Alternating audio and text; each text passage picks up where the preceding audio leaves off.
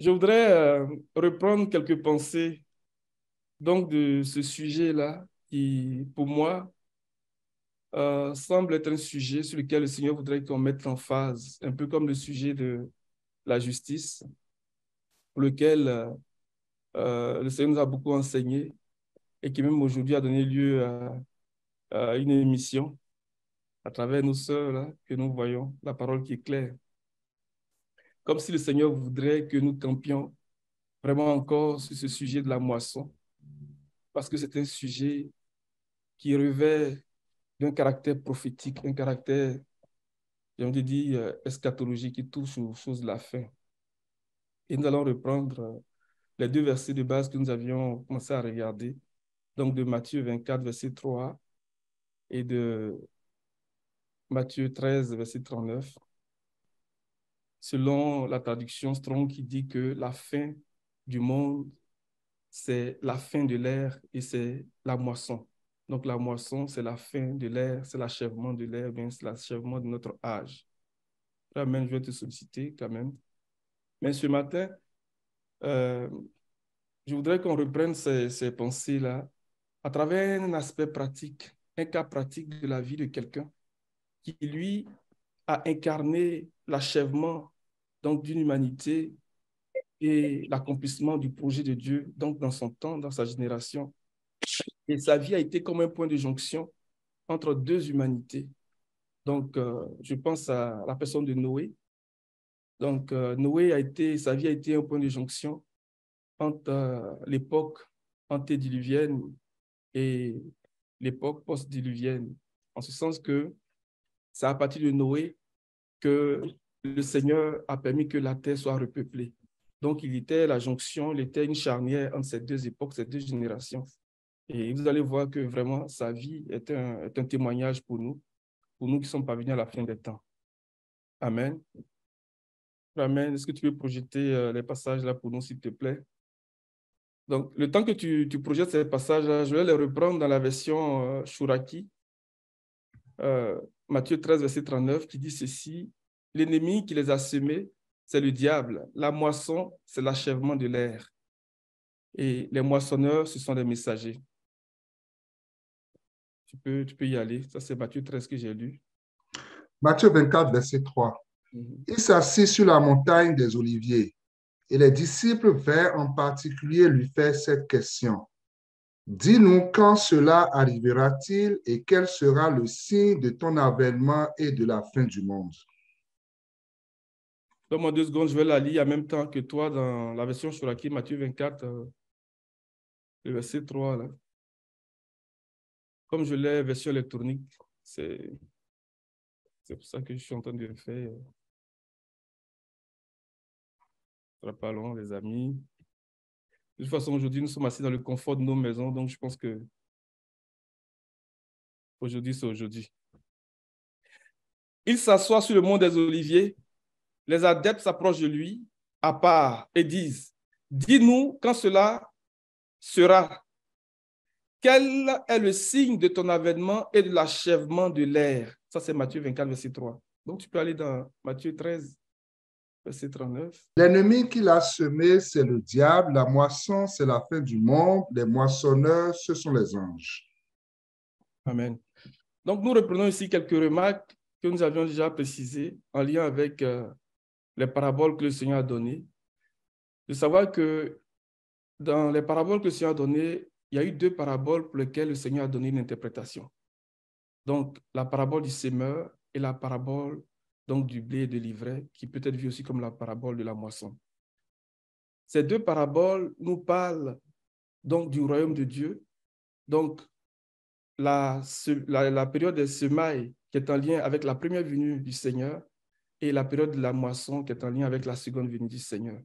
Ce sont 2 temps donc, qui sont indissociables, qui se complètent et qui nous permettent d'avoir une compréhension plus précise de comment le royaume de Dieu va venir et comment le royaume de Dieu va se manifester. Dans la parabole du semeur, on voit que 3 quarts de la semence a été perdue à cause des 3 terres qui n'étaient pas favorables à la semence. On dit que la période de la semaille est la période la plus difficile. la période la plus éprouvante. Et même dans le psaume 126, cette pensée est reprise. Parce qu'il dit que ceux qui sèment avec l'âme, donc moissonneront avec des chants d'allégresse.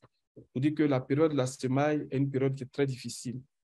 Et entre ces deux périodes, il y a un temps. Et ce temps aussi est un temps d'épreuve. Donc, de ce que la semence qui a été mise en terre puisse germer et porter du fruit. Parce qu'il y a beaucoup de facteurs qui peuvent faire en sorte que cette semence n'arrive pas à la maturité, comme on le voit dans la parabole du semeur.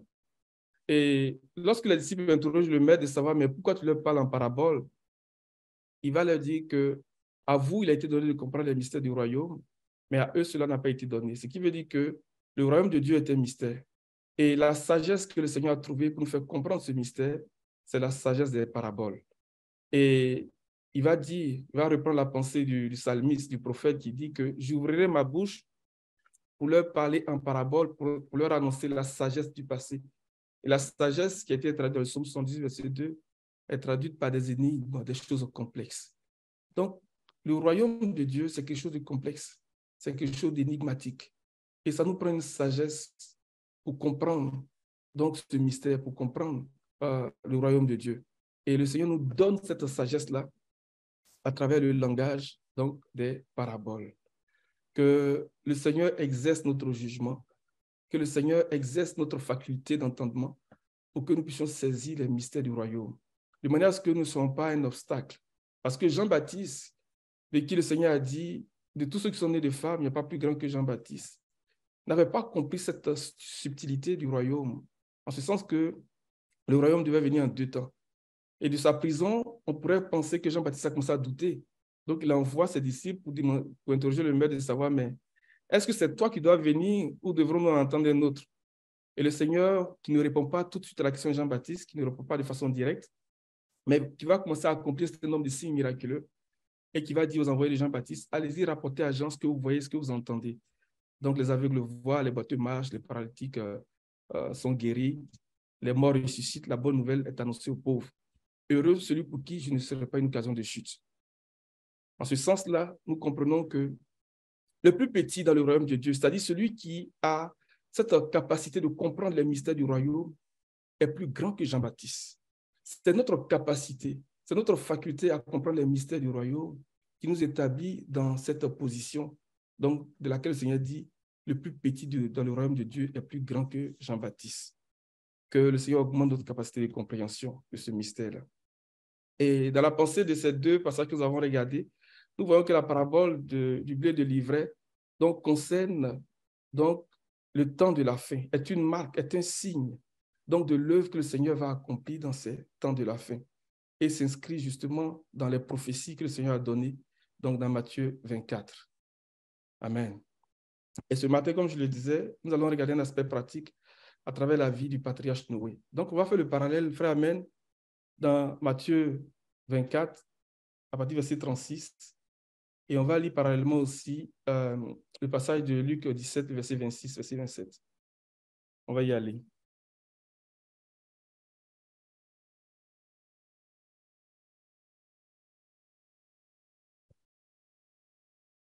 Matthieu 24, verset 36.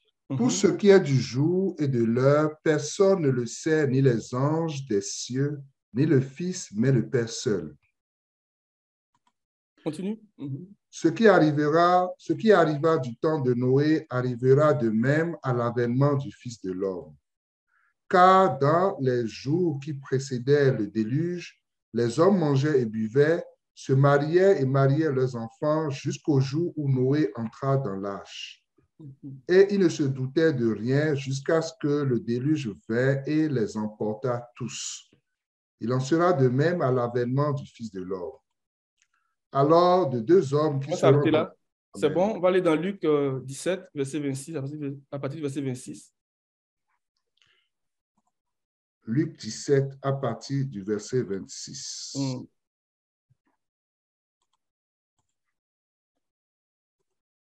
Ce qui arriva du temps de Noé arrivera de même au jour du Fils de l'homme. Les hommes mangeaient, buvaient, se mariaient et mariaient leurs enfants jusqu'au jour où Noé entra dans l'arche. Le déluge vint et les fit tous périr. Ce qui arriva du temps de Lot... On va s'arrêter là. Amen. Alléluia. Donc, voici ce que le Seigneur nous dit comme un signe, comme un aspect pratique des choses qui concernent cette fin de notre ère, bien la fin de notre ère, bien la fin de notre âge. Derrière cette expression, il y a l'idée aussi de la fin des temps, ou bien des temps de la fin. Et il y a beaucoup de prophéties qui utilisent cette expression dans l'avenir, ou bien dans les derniers temps et tout ça. C'est en rapport aussi avec tous ces événements-là. Donc, la fin de l'âge, la fin de l'ère, derrière cette expression, il y a aussi la pensée de la fin des temps et aussi la pensée du temps de la fin. Donc, voici quelques éléments que le Seigneur nous donne. Et même lorsque nous regardons bien le verset 39 de Matthieu 13, verset 40 par exemple, il dit que à la fin de l'ère, à la fin de l'âge, le Seigneur enverra ses moissonneurs, enverra ses messagers et ils ôteront de son royaume tous ceux qui commettent l'iniquité, qui commettent les scandales. Quand vous traduisez le terme iniquité, c'est traduit par anomos. Anomos, c'est le terme qui a été utilisé pour parler de l'impie. Donc, dans la pensée de 2 Thessaloniciens chapitre 2, lorsqu'il dit que, pour ce qui concerne l'avènement de notre Seigneur, de ne pas nous laisser ébranler dans notre bon sens. Mais il faut que l'apostasie arrive d'abord et que l'on ait vu paraître l'homme de péché, donc l'impie. Donc, derrière cette parabole de la moisson aussi, il y a l'idée que le Seigneur révèle comment il va détruire cet impie. Et dans le verset 8 de 2 Thessaloniciens chapitre 2, il dit que le Seigneur va le détruire par l'éclat de son avènement, donc par l'épiphania de sa parousia. Et il va reprendre même la pensée d'Ésaïe chapitre 11, verset 4, lorsqu'il dit que par le souffle de sa bouche. Dans Ésaïe chapitre 11, verset 4, souffle en hébreu c'est roi. Donc le souffle de sa bouche, la bouche c'est la parole. Donc par la parole qui sort de sa bouche. Or, la parole qui sort de sa bouche, c'est l'épée de l'esprit, qui est la parole de Dieu. Donc il nous révèle aussi, à travers cette parabole du blé délivré, comment le Seigneur va détruire l'impie. Donc cette parabole est tellement riche, est tellement puissante, parce qu'elle nous révèle beaucoup de choses en lien avec les éléments de la fin des temps, ou bien des temps de la fin, ou bien de la fin de notre ère, la fin de notre âge. Mais pour ce matin, comme je l'ai dit, nous allons regarder un aspect pratique à travers la vie du patriarche Noé. Donc, on va aller dans Genèse chapitre 6, et verset 9. Le témoignage qui a été rendu au sujet de Noé. Et là, on va regarder beaucoup le strong parce que ça va nous aider. Parce qu'il dit, il en sera de même. Donc, il nous faut tirer instruction donc, de ce qui s'est passé au temps de Noé pour nous préparer et pour nous conformer à ce que Dieu est en train de faire. Parce que c'est une image, mais c'est aussi un enseignement pour notre temps. Et d'ailleurs, si nous reprenons la pensée du psaume 78, verset 2, il dit que le témoignage qu'il a établi en Jacob, c'est pour l'enseigner à la génération future. Et le terme futur est traduit par dernière génération. Donc, si nous nous considérons comme la dernière génération, il nous faut considérer ces éléments, ces enseignements-là pour nous préparer et que le Seigneur nous moissonne. Vas-y, mon frère, tu peux lire. Voici la postérité de Noé. Noé était un homme juste et intègre dans son temps. Noé marchait avec Dieu. Noé engendra 3 fils, Sem, Cham et Japhlet. La terre était corrompue devant Dieu, la terre était pleine de violence. Dieu regarda la terre et voici, elle était corrompue, car toute chair avait corrompu sa voie sur la terre. Alors Dieu dit à Noé, la fin de toute chair est arrêtée par devant moi, car ils ont rempli la terre de violence. Voici, je vais les détruire avec la terre. On va s'arrêter là. Donc, il est dit que Noé était un homme intègre, un homme juste et intègre dans sa génération. Qui était Noé? Déjà, on a un élément de réponse. Mais Noé était le fils de Lémec, dans Genèse chapitre 5, verset 28. Et Lémec est l'un des patriarches qui a connu tous les patriarches avant lui. Si vous regardez les différents âges des patriarches, donc de Lémec, vous allez voir que Lémec a connu le patriarche Adam. Ça, c'est vraiment glorieux, c'est vraiment puissant. Lémec a connu tous les patriarches avant lui, jusqu'à Adam. Ce qui veut dire que Adam a pu raconter à Lémec, donc à travers peut-être son père aussi, tout ce qui s'est passé, donc le récit de tous les événements qui sont passés dans le jardin d'Éden. Et Lémec va engendrer un fils auquel il va donner le nom de Noé, en disant celui-ci nous consolera de la peine que nous donne cette terre parce que l'Éternel l'a maudite. Donc, d'une certaine façon, Noé a pu hériter donc de tout l'enseignement, donc depuis Adam jusqu'à son père. C'est pour ça que quand on va commencer à regarder les définitions, on va voir la définition de l'intégrité de Noé qui va être traduite par un homme accompli, un homme qui est complet. Il est complet de par l'enseignement qu'il a reçu depuis les patriarches. Et dans cette lignée, il y a des figures qui sont très parlantes, comme Enoch. Jude nous dit que Enoch, le 7e depuis Adam. Mais d'où est-ce que Jude tient cela? On va lire par exemple 1 Chronique chapitre 1, verset 1. Parce que Esdras, qui a écrit le livre de Chroniques, va nous montrer cette lignée-là. Et c'est très glorieux parce que, comme je le disais, les mecs ont connu Adam. Imaginez-vous un seul instant que nous ayons Adam en face de nous. Il allait certainement nous raconter. C'est sûr qu'on a des questions à lui poser, n'est-ce pas, les gars? Amen. On dit, Adam, qu'est-ce qui s'est passé ce jour-là? Tu vas nous dire. En vérité. Est-ce que vous voyez un peu l'idée? Et les mecs ont eu cet enseignement-là. Adam a enseigné ses enfants. Et les mecs ont reçu cet enseignement. Et lorsqu'il a engendré son fils, il lui a donné le nom de Noé. Et il a enseigné Noé. Et Noé a été comme un héritier, donc de tout ce que les pères ont transmis depuis Adam jusqu'à son père. Et ça fait de Noé quelqu'un qui était accompli. Accompli dans l'enseignement, accompli dans la connaissance des choses de Dieu. Parce qu'Adam était un sacrificateur aussi. Tu peux lire un Chronique 1, verset 1. Adam, Seth, Enoch, Kenan, Mahalalnet, Jéret. Un Chronique 1 commence par cette expression? Oui. Ok, moi je vais lire dans ma version. Tu peux lire mon frère. Okay. Methuselah, Lémec, Noé, Sem, Japhné, fils de... Bon, ça, je continue? Non. Je vais lire dans ma version ici. Dans la version seconde 21, il dit « Il tue Adam ». Donc, il dit « Il y a eu Adam ». Il commence à citer Adam, Seth, Enoch, Kenan, Mahalalil, Jéred, Enoch, Methuselah, Lémec. Si vous comptez, vous allez voir que Enoch est le 7e. Verset 4, Noé, Sem, Sam et Japheth. Vous voyez? Donc, Jude avait raison lorsqu'il disait que Enoch était le 7e depuis Adam. Et Lémec a connu tous ceux qui étaient avant lui jusqu'à Adam. C'est vraiment glorieux. Donc, Lémec savait beaucoup de choses. Et certainement qu'il a enseigné Noé toutes ces choses qu'il a reçues donc des patriarches, qu'il a reçues des pères depuis Adam. Et c'est vraiment glorieux. Donc, Noé n'était pas n'importe qui. Et si nous poussons un peu les croisements, donc selon les dates de décès des patriarches, on va voir que Noé est mort à l'âge de 950 ans. Et à sa mort, le patriarche Abraham était vivant. Abraham avait 59 ans. Donc, Abraham aussi, ce n'était pas n'importe qui. Et on va voir qu'à la naissance d'Ismaël, Sem était encore vivant.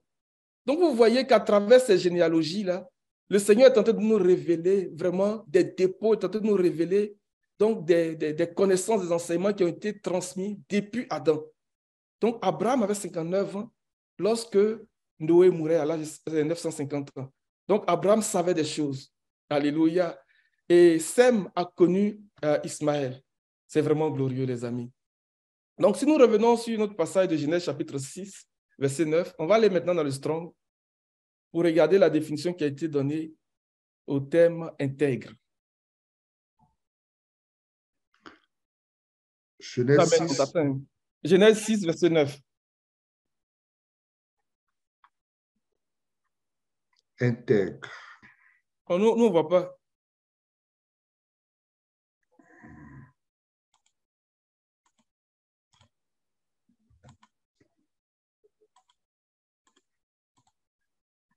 Merci, mon frère. Genèse 6, verset intègre. Verset 9. Verset 9. Oui. C'est traduit complet, entier, saint, solide. Donc, Noé était un homme complet, était un homme entier, était un homme saint, était un homme solide. Voyez-vous? Solide parce qu'il avait reçu vraiment l'enseignement depuis Adam. Donc, on pourrait dire d'une certaine façon que Noé savait plus ou moins tout ce qui s'était passé dans le jardin, donc avec Adam et Ève, comment la chute est arrivée. C'est vraiment glorieux. Il savait aussi le récit de la mort de Abel. Il savait beaucoup de choses. Comment Seth est venu, Noé savait beaucoup de choses. Non, ne quitte pas le partage.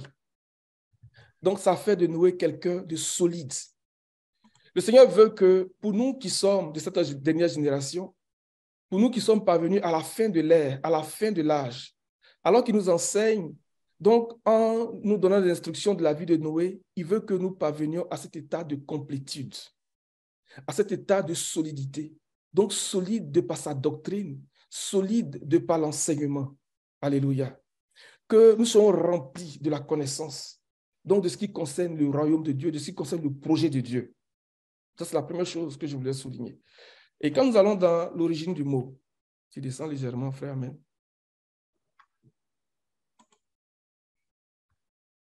L'origine du mot, on va regarder les différentes traductions qui sont données.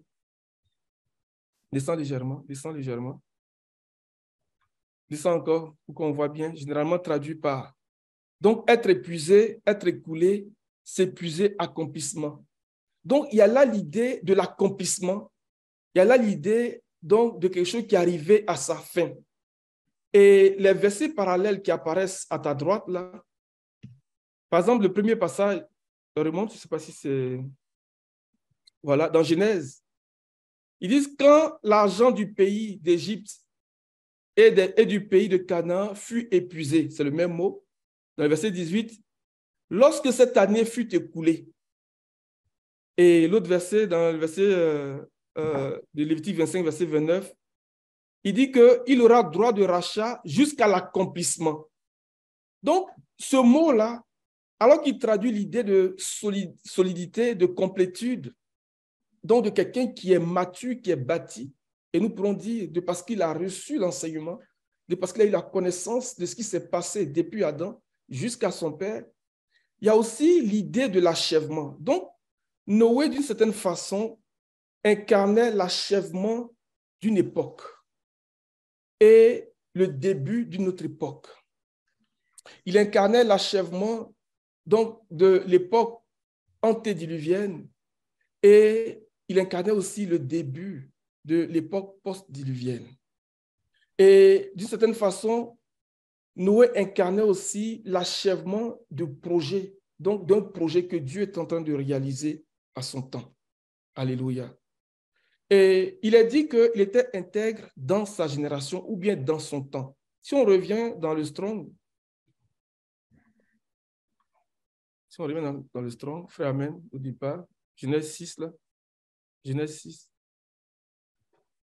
dans son temps. Deuxième, là où tu es, juste, ouais, là, le 01 755, juste au-dessus de là où tu es. Oui, dans son temps. Oui.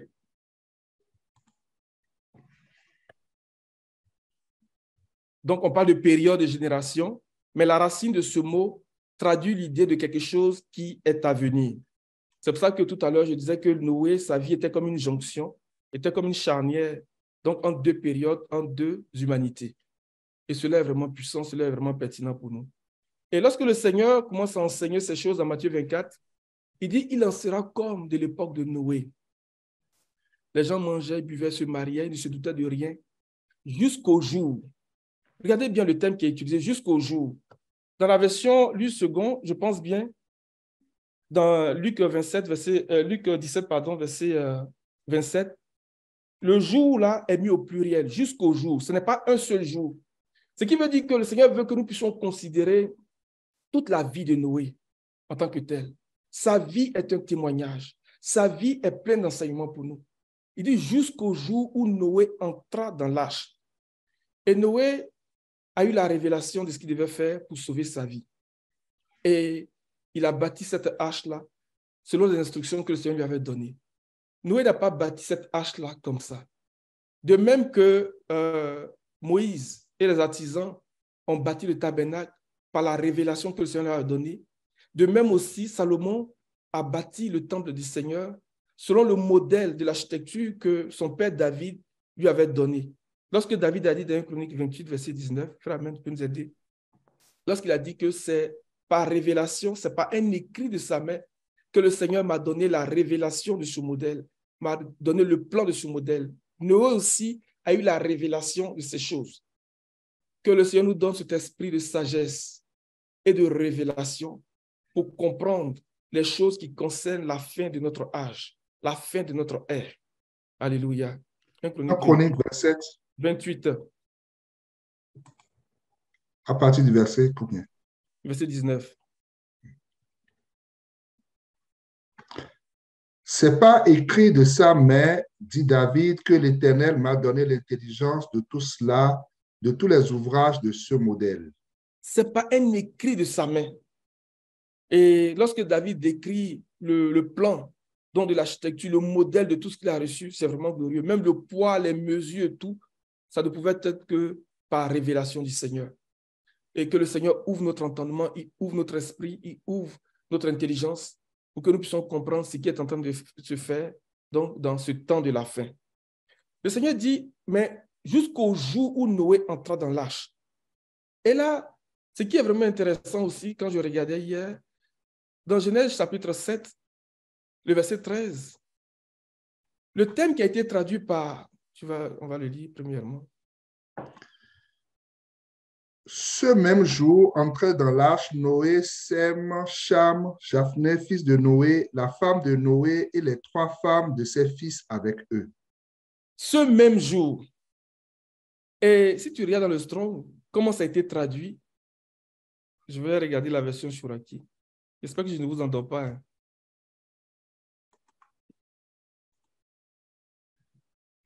Vous êtes là? Oui.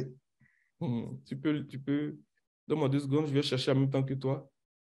Et puis, on va lire parallèlement. Alléluia. Merci Seigneur. Genèse 7.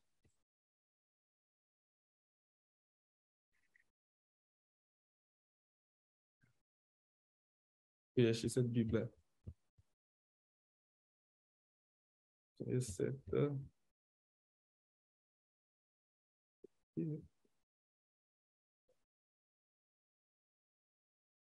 Ok, Genèse 7, je vais trouver le verset 13. Donc, excusez-moi, je ne suis même pas dans la... Je vais revenir sur ton écran là pour donner le...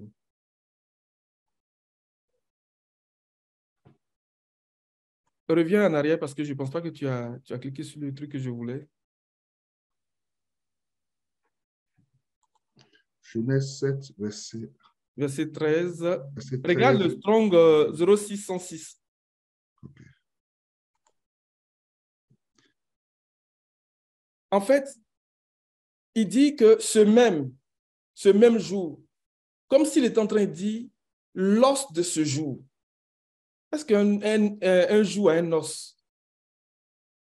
Il est en train de parler de la substance même de quelque chose, de l'essence même de quelque chose. Regardez bien, le Seigneur dit, il ne se doutait de rien jusqu'au jour où Noé entrait dans l'arche. Et la traduction ici qui a été utilisée dit que ce jour-là, il parle de l'os de ce jour.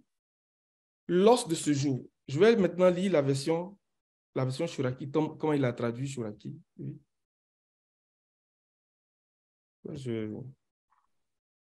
Excusez-moi, c'est très loin. Vous allez voir. C'est la même pensée. Hein? Donc, Genèse 7, verset 13.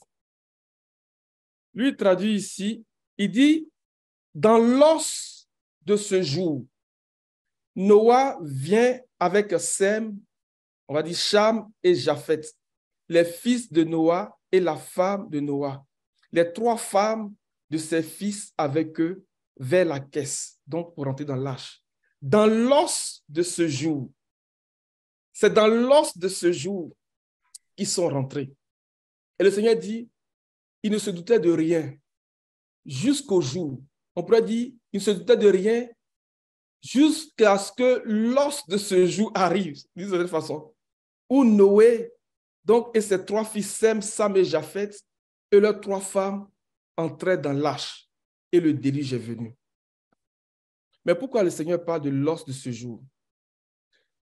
Lorsque nous regardons les occurrences de ce mot-là, la première occurrence de ce mot est donnée dans le chapitre 2, verset 23 de Genèse.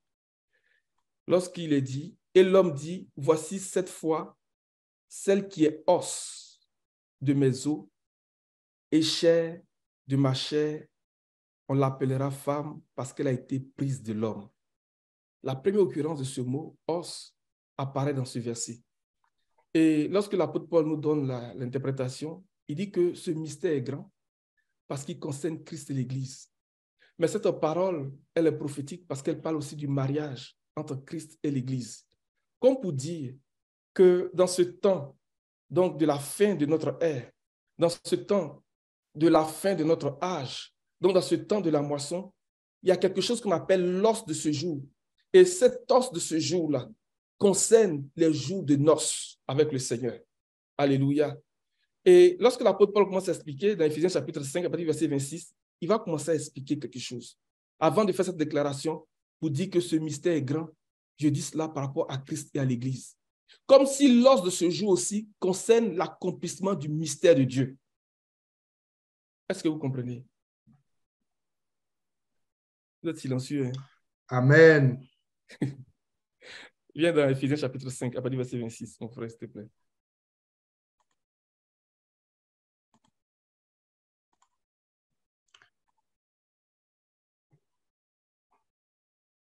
À partir du verset 25, tu peux lire, mon frère.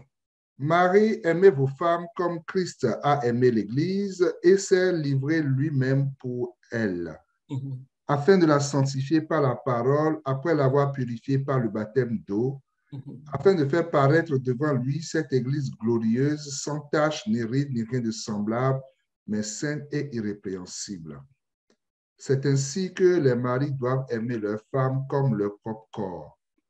Celui qui aime sa femme s'aime lui-même, car jamais personne n'a haï sa propre chair, mais il la nourrit et en prend soin, comme Christ le fait pour l'Église, parce que nous sommes membres de son corps. C'est pourquoi l'homme quittera son père et sa mère et s'attachera à sa femme, et les deux deviendront une seule chair. Ce mystère est grand. Je dis cela par rapport à Christ et à l'Église. Paul dit que ce mystère est grand. Il dit cela par rapport à Christ et à l'Église. En reprenant la pensée de Genèse 2, lorsque Adam, après avoir vu Ève, a commencé à parler en disant, cette fois-ci, voici celle qui est os de mes os et chair de ma chair. Paul dit qu'il parlait de ce mystère-là, qui est grand et qui concerne Christ et l'Église. Et lorsque le Seigneur commence à nous enseigner sur les événements qui vont marquer la fin de notre ère, il nous enseigne en comparant ces choses au temps de Noé et au temps de Lot. Et il dit qu'au temps de Noé, là, les gens mangeaient, ils buvaient, se mariaient, ils mariaient les enfants. Regardez bien, ils buvaient, ils mangeaient, ils se mariaient, ils mariaient leurs enfants. Ils ne se doutaient de rien. Jusqu'au jour où Noé entra dans l'arche.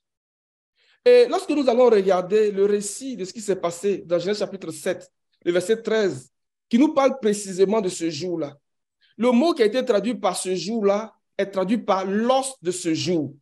Et Chouraki dit, dans l'os de ce jour, Noé et sa famille et sa maison rentraient dans l'arche. Et en lien avec ce que Adam a dit lorsqu'il a vu Ève, nous comprenons qu'en parlant de l'os de ce jour, ou bien lorsque le Seigneur nous dit qu'il ne se doutait de rien jusqu'au jour où Noé entra dans l'arche, il est en train de nous parler de façon indirecte ou bien sous-jacente du mystère, de ce mystère-là que le Seigneur a annoncé depuis la création et qui est sur le point de s'accomplir dans notre temps. Et il dit que ce mystère concerne Christ et l'Église. Et donc, pour que cela se fasse, Paul va nous expliquer que le Seigneur lui-même, il a tellement aimé l'Église qu'il s'est donné pour l'Église. Il s'est livré lui-même pour l'Église, pour la sanctifier par la parole. Parce que la parole que le Seigneur donne à l'Église, qui est son épouse, c'est sa nourriture. Et cette nourriture-là contient toutes les vertus, toutes les propriétés nécessaires pour assurer la beauté, ou bien pour amener cette épouse-là à la beauté parfaite, à la beauté totale. Parce que comme on le voyait aussi, en lien avec l'image de la manne, donc qui descendait d'abord sous forme de rosée et qui avait l'apparence, ou bien qui comportait la gelée blanche, Donc, pour parler de l'œuvre de l'expiation qui vient pour faire le travail dans notre âme, pour nous amener à nous élever dans la divinité. Le Seigneur fait la même chose lorsqu'il nous donne sa parole. Il nous donne cette manne qui contient toutes ses vertus. Alléluia.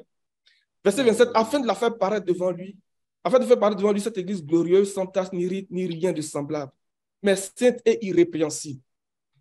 Les amis, nous approchons, j'ai envie de dire, à l'os de ce jour où ce mystère-là va s'accomplir. Ce n'est pas pour rien que Noé, lorsqu'il va construire l'arche, le Seigneur va dire à Noé, voici comment tu vas faire l'arche. Donc, il donne la révélation. Mais en plus, là, il va dire, tu vas enduire l'arche en dedans et en dehors de poids. Et lorsque nous regardons les mots qui ont été utilisés là-bas, enduit là est traduit par expiation. Tu vas faire expiation de l'arche. Bon, si on se limite à l'idée que c'est seulement du bois, pourquoi il va faire expiation? Mais c'est parce que c'est un langage à travers lequel le Seigneur est en train de nous révéler que nous en allons pour expérimenter la plénitude de la vie. Nous en allons pour expérimenter l'œuvre de la rédemption. Le Seigneur veut achever notre rédemption en faisant expiation pour nous. Et pour faire ce travail, il nous donne sa parole, il nous donne son esprit, jusqu'à ce que ce travail-là s'accomplisse en nous. Alléluia. Et il dit, dans l'os de ce jour, Noé et sa famille sont rentrés dans l'arche. Et le Seigneur veut que nous aussi, nous puissions rentrer dans l'arche. Nous puissions rentrer dans cette alliance avec lui. Parce que l'arche aussi est le symbole de l'alliance que le Seigneur a fait avec Noé et toute sa famille. Pour marquer premièrement la fin de cette humanité antédiluvienne et pour, à partir de Noé, annoncer une nouvelle ère, annoncer une nouvelle humanité. Donc l'humanité post-diluvienne. C'est pour ça que nous disons que Noé était une jonction, sa vie était une jonction entre deux humanités, deux époques, et qui nous montre un peu ce que le Seigneur est en train de faire.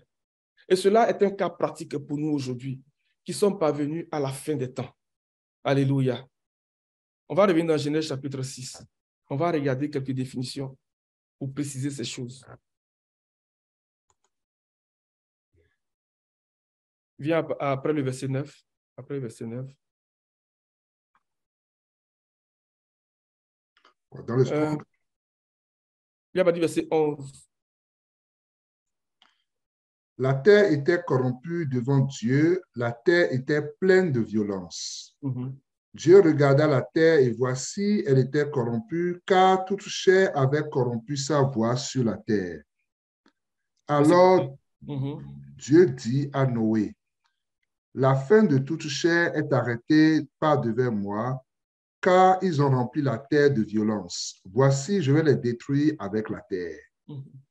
Fais-toi une arche de bois de gopher, tu disposeras cette arche en cellules et tu l'enduiras de poids en dedans et en dehors. Maintenant, si tu ouvres le Strong, on va regarder le Strong de enduire et de poids. Dans le verset 14.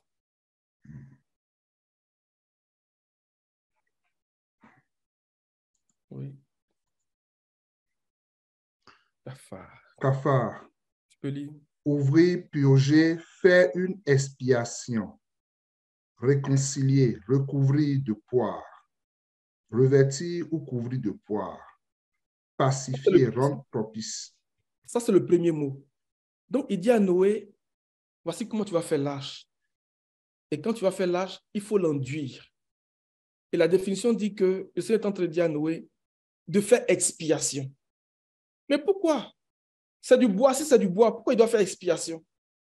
Et c'est le même mot qu'on va retrouver lorsque, par exemple, à la journée des expiations, on va voir que Aaron va rentrer dans le lieu très saint pour faire expiation pour le peuple. Donc, pour mettre le sang sur le propitiatoire qui est sur l'arche. Pour dire que c'est une transaction par laquelle le Seigneur est en train d'annoncer d'avance comment il va détruire entièrement la mort. Parce que ce qui se faisait à la journée des expiations là était l'acte par lequel les enfants d'Israël étaient propices, étaient favorables. Le Seigneur leur était favorable pour toute l'année. Et c'était une image de ce que le diable était lié cette année-là. Il n'y avait plus aucun motif d'accusation contre le peuple. Tous les péchés qui avaient été commis durant toute l'année étaient effacés, que ce soit volontaire comme involontairement, tous les péchés étaient effacés. Et lorsque Aaron sortait, c'était la preuve que le Seigneur avait agréé le sacrifice. C'était la preuve que le Seigneur avait accepté le sacrifice.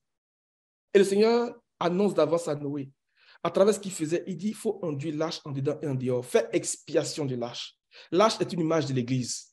L'arche est une image de l'Église. L'arche est une image de l'Église. Le Seigneur, en ce temps de la fin, est en train de faire expiation pour l'arche, est en train d'amener cette œuvre de rédemption à son accomplissement. Et le Seigneur veut que nous puissions rentrer dans l'os de ce jour-là, comme si nous expérimentions la fête de Kippour, comme si nous expérimentions la fête des expiations. Alléluia. Quand tu reviens toujours dans le même passage, il va lui donner l'élément qu'il va utiliser pour enduire, toujours dans le verset 14, le poids. Qu'offert. Qu'offert, prix d'une vie, rançon, un présent. Alléluia. Tu peux continuer. Asphalte, poids pour recouvrir. La plante de aîné, nom d'une plante. Aîné. Donc, qu'offert est traduit par le prix d'une vie. La rançon, un présent. Paul dit, le Seigneur s'est donné lui-même pour l'Église, afin de la sanctifier, afin de la purifier, pour faire paraître devant lui cette Église irrépréhensible, sans tache ni ride, ni rien de semblable. Parce qu'il a donné sa vie. Le sang de Christ est la rançon qui a été payée pour notre rédemption. La vie de Christ est la rançon qui a été payée pour notre rédemption. Et cette vie-là, le Seigneur nous enduit de son sang, il nous imprègne de son sang. Il nous donne cette vie-là pour achever notre rédemption. Donc, quand il dit que dans l'os de ce jour, ou bien dans l'os de ce jour, Noé est rentré dans l'arche avec toute sa famille. C'est une invitation pour nous aujourd'hui. Lorsque le Seigneur est en train de parler dans Matthieu 24, lorsqu'il dit que les gens ne se doutaient de rien. Ils mangeaient, ils buvaient, ils mariaient les enfants, ils se mariaient. Jusqu'au jour, on pourrait dire dans l'os de ce jour où Noé est rentré dans l'arche. Le Seigneur veut que nous puissions rentrer dans l'os de ce jour-là.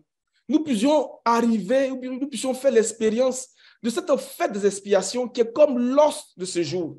Parce que lorsque nous allons faire l'expérience de cette fête des expiations, le Seigneur pourra dire de nous, comme Adam a dit de Ève, cette fois-ci, voici celle qui est os de mes os et la chair de ma chair. Alléluia. Parce que nous aurons atteint l'image, donc qui est conforme à l'image de Christ. Parce que nous serons devenus semblables au Seigneur. Et c'est à cela que le Seigneur est en train de nous conduire. Et c'est ce que le Seigneur est en train d'accomplir. Donc, en nous donnant cette parabole, donc, du blé de l'ivraie, pour dire que la moisson, c'est la fin de l'ère, c'est la fin de l'âge. C'est cette église-là que le Seigneur veut moissonner. Cette église qui est parvenue à la plénitude de son image. Cette église qui est rentrée dans l'os de ce jour, j'ai envie de dire de ce jour d'expiation, qui est devenue conforme, qui est devenue semblable à lui. Les amis, c'est à cela que le Seigneur nous appelle. Et Noé, d'une certaine façon, à travers sa vie, étant de nous annoncer ces choses, il marquait la fin d'une humanité et il annonçait une nouvelle humanité. Et c'est pour ça que dans le chapitre 21, l'apôtre Jean va dire, « Je vis un nouveau ciel et une nouvelle terre. Les choses anciennes ont disparu. » Pourquoi? Parce que lorsque nous allons rentrer dans l'os de ce jour-là, tout ce qui est ancien, un peu comme pour Noé, donc l'humanité antédiluvienne qui était passée, donc la mort et toutes ces choses seront complètement derrière nous. Et c'est à partir de Noé, regardez comment c'est glorieux, c'est à partir de Noé et de ses enfants que la terre a été repeuplée. Donc cette église-là qui va parvenir à l'os de ce jour-là va être l'instrument par lequel le Seigneur va utiliser, va être l'instrument que le Seigneur va utiliser pour bénir le reste de la postérité. Et nous voulons faire partie de cette postérité. Et nous voulons faire partie de ce groupe de personnes-là. Alléluia. On va regarder un autre bout, directement en lien avec la parabole elle-même, pour nous donner de comprendre un peu ce qui se passe. Quand on vient dans Matthieu 13, verset 43, le Seigneur va reprendre une pensée de Daniel. Matthieu 13, verset 43. Alors les justes resplendiront comme le soleil dans le royaume de leur Père. Que celui qui a des oreilles pour entendre, entende. En fait, que celui qui a des oreilles pour entendre, entende, c'est une façon aussi de dire que celui qui peut comprendre, comprenne. Mais le Seigneur reprend ici une pensée de Daniel dans Daniel chapitre 12. Daniel a eu à cœur de comprendre les choses. Et il a commencé à chercher le Seigneur. On va lire dans Daniel chapitre 12. Je vais bientôt m'arrêter. Daniel chapitre 12, à partir du verset 1. En ce temps-là, se lèvera Michaël, le grand chef, le défenseur des enfants de ton peuple, et ce sera une époque de détresse telle qu'il n'y en a point eu de semblable depuis que les nations existent jusqu'à cette époque. En ce temps-là, ceux de ton peuple qui seront trouvés inscrits dans le livre seront sauvés. Plusieurs de ceux qui dorment dans la poussière de la terre se réveilleront, les uns pour la vie éternelle et les autres pour l'opprobre, pour la honte éternelle. Ceux qui auront été intelligents brilleront comme la splendeur du ciel, et ceux qui auront enseigné la justice à la multitude brilleront comme les étoiles à toujours et à perpétuité. Toi, Daniel, tiens secrète ces paroles et scelle le livre jusqu'au temps de la fin. Plusieurs alors le liront et la connaissance augmentera. Il dit, scelle le livre jusqu'au temps de la fin. Dans Matthieu 24 et puis dans Matthieu 13, nous avons dit que la moisson, c'est la fin du monde. C'est la fin de l'ère. Donc, quand il dit scelle le livre jusqu'au temps de la fin, il y a un écho qui est fait en lien avec la fin de notre âge. Ce livre-là, qui a été scellé jusqu'à la fin de notre ère, à la fin de notre âge, il concerne tout ce qui a été dit à Daniel depuis le chapitre 10, le verset 4, lorsque l'ange a commencé à lui parler, jusqu'à ce verset 4 du chapitre 12 ici. Donc, chapitre 10, chapitre 11, chapitre 12, jusqu'au verset 4 ici, c'est toutes ces paroles que Daniel a reçues et pour lesquelles il lui a été dit de sceller ces paroles. Maintenant, il dit, il faut sceller ces paroles-là jusqu'au temps de la fin. Plusieurs alors le liront et la connaissance augmentera. Ça veut dire que c'est pour nous qui sommes parvenus à la fin de cet âge, à la fin de cette ère, au temps de la moisson. Il nous appartient de nous inscrire dans l'attitude de Daniel pour dire, Seigneur, je veux comprendre. Parce qu'il a dit à Daniel, dès l'instant où tu as un cœur de t'humilier, de comprendre, tes paroles ont été entendues et c'est à cause de tes paroles que je viens. Si nous n'avons pas un cœur de comprendre et de nous humilier devant le Seigneur, nous ne pouvons pas rentrer dans la révélation de la compréhension de ces choses. Daniel a fait deux expériences.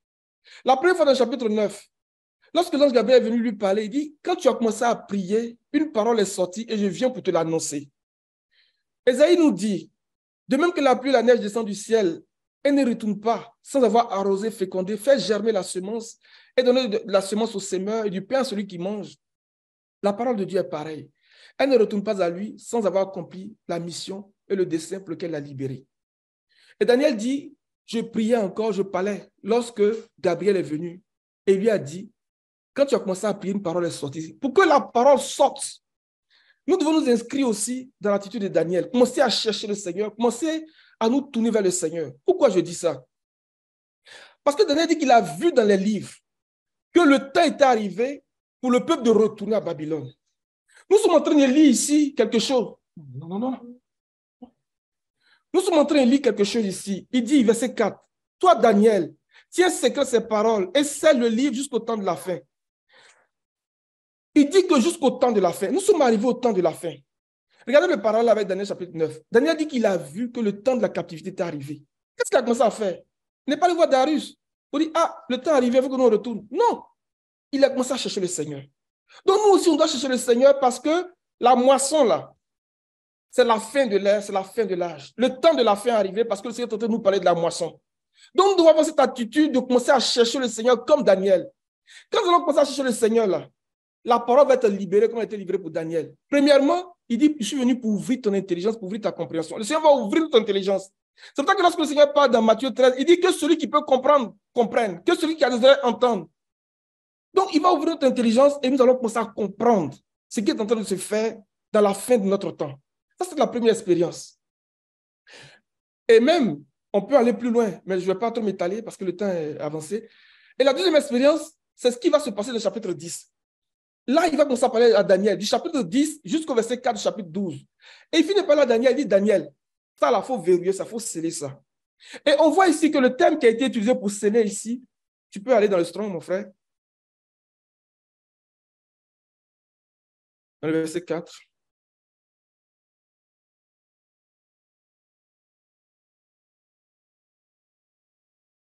Vous voyez, ce thème-là, c'est scellé, cacheté, apposé d'un sceau. Si tu descends légèrement, je vais voir quelque chose. Ce thème-là, si on fait le croisement, on va voir que c'est le même mot qui a été utilisé. Ce n'est pas dans ce verset 4 là, mais c'est dans d'autres versets, je crois le verset 9, verset 8 là, qui a été utilisé pour parler d'un puits qui a été bouché. Donc, en lien avec ce qui s'est passé dans Genèse 26, lorsque les Philistins ont bouché les puits que le patriarche Abraham avait creusés.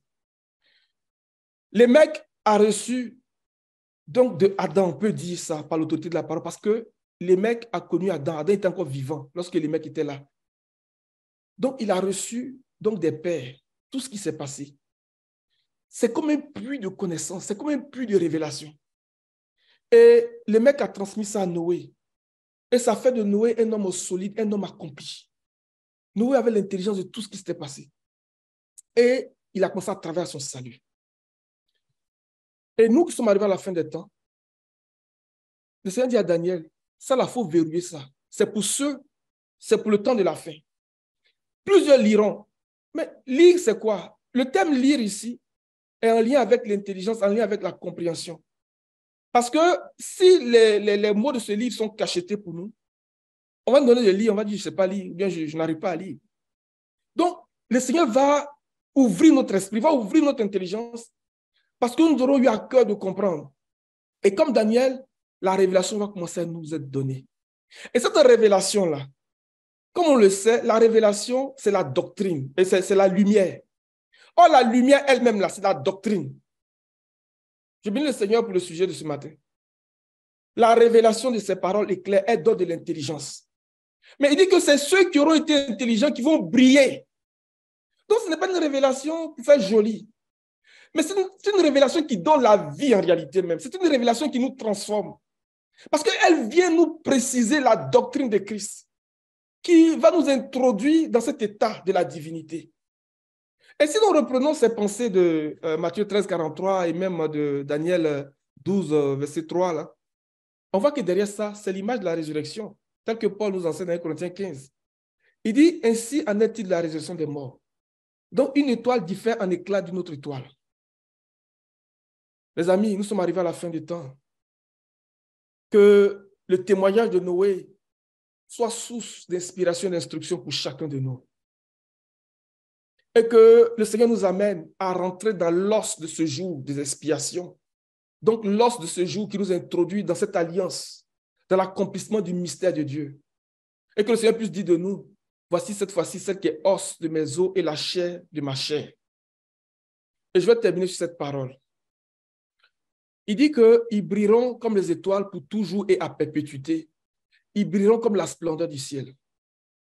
Lorsque les disciples reviennent donc, de la mission que le Seigneur leur avait confiée dans Luc 10, le verset 20, le Moussa se réjouit. Il dit, Seigneur, même les démons nous sont soumis en ton nom. Le Seigneur dit, ne vous réjouissez pas de ce que les démons vous sont soumis, mais réjouissez-vous plutôt de ce que vos noms sont inscrits dans le ciel. Tu peux venir sur Luc 10, verset 20, s'il te plaît.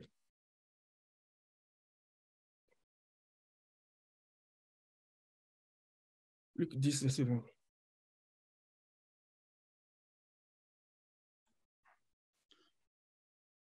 Cependant, ne vous réjouissez pas de ce que les esprits vous sont soumis, mais réjouissez-vous de ce que vos noms sont écrits dans les cieux. Ceux dont il est question, ceux dont le Seigneur parle ici, là, ce sont ceux aussi de qui le Seigneur parle dans Matthieu 13, 43. C'est d'eux que le Seigneur parle dans Daniel chapitre 12. Mais ça veut dire quoi? Quand il dit que réjouissez-vous de ce que vos noms sont inscrits dans les cieux. Maintenant, on va lire le psaume 147, le verset 4, et puis je vais m'arrêter là. C'est un état, les amis. C'est un état à atteindre. Psaume 147. Il guérit ceux qui ont le cœur brisé et il pense leurs blessures. Continue.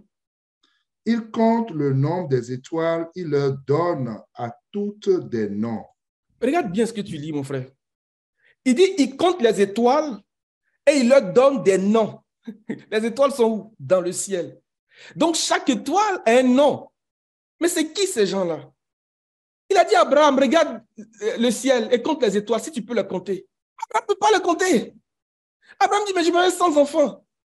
C'est l'île de Damas qui sera mon héritier. Il dit, non, ce n'est pas lui qui sera ton héritier, mais c'est celui qui va sortir de toi, qui sera ton héritier. Alléluia. Le Seigneur le conduit de lui dit, regarde les étoiles, si tu peux les compter. Mais lui-même Dieu, il vient ici, il dit, il compte les étoiles, le nombre des étoiles, et il leur donne toutes des noms. Mais c'est ceux dont le nom est inscrit dans le ciel. C'est ceux qui brillent comme les étoiles pour toujours et à perpétuité. C'est ceux qui resplendissent comme la splendeur du ciel. C'est ceux qui sont rentrés dans l'os de ce jour des temps de la fin de notre ère, de la fin de l'âge. C'est ceux qui sont rentrés dans l'os de ce jour en alliance avec le Seigneur, qui sont rentrés dans l'os de ce jour, je veux dire, dans ce mariage avec le Seigneur. C'est ceux-là. Alléluia. Abraham ne peut pas les compter. Il dit, il leur donne tout ici un nom. Ce sont eux dont il est question. Matthieu 13, 43. Alors les justes resplendiront dans le royaume de leur Père. Il dit maintenant leur Père. Le Seigneur est notre Père. Alléluia. Le Seigneur est notre Père. Il est notre Père, les amis. Que nous puissions nous approprier ces choses. Vraiment, je le dis, ça vient me chercher moi-même personnellement. Inscrivons-nous dans l'attitude de Daniel. Il dit jusqu'au temps de la fin, plusieurs liront et la connaissance augmentera. Et plus loin, comme on dit le chapitre 12 Daniel, il dit ceux qui auront de la perspicacité comprendront, mais les méchants ne comprendront pas. Il y a là l'idée d'un tri qui est en train de se faire. Il y a là l'idée d'une moisson, un peu comme Jean-Baptiste l'a dit, il a son vin dans la main. Donc, il va amasser le blé dans son grenier, il va brûler la paille dans un feu. Il y a comme un tri qui se fait. Que ça nous donne cette perspicacité pour comprendre ces choses, parce que ça nous donne la lumière. Tout ce qui est exposé à la lumière finit par devenir lui aussi lumière. Que le nom du Seigneur soit béni. Le temps est avancé, je vais m'arrêter là. Et nous allons prier pour dire, Seigneur, tu nous as dit que ce sera comme au jour de Noé. Jusqu'au jour où Noé est rentré dans l'os de ce jour. Nous voulons rentrer dans l'os de ce travail de moisson. Nous voulons rentrer dans l'os qui est la substance. Alléluia. Qui est l'essence même de ce jour. Au jour de Noé, ce n'est pas un seul jour. Tu vois, il met au pluriel. Donc, c'est plusieurs jours. Noé a commencé à profiter pendant 120 ans. Personne n'est rentré à part sa famille et lui. Il y a seulement 8 personnes, de ce que Pierre nous dit. Donc, ça dit que personne n'a accepté. Et pendant qu'on est là, c'est la même chose. Il y a tous les deux groupes. Il y en a qui écoutent, il y en a qui n'écoutent pas. Il y a un noce d'un jour, le jour du mariage, le jour de l'accomplissement du mystère de Dieu. Et nous voulons rentrer dans l'os de ce jour-là. Que le nom du Seigneur soit béni. Je vais m'arrêter là.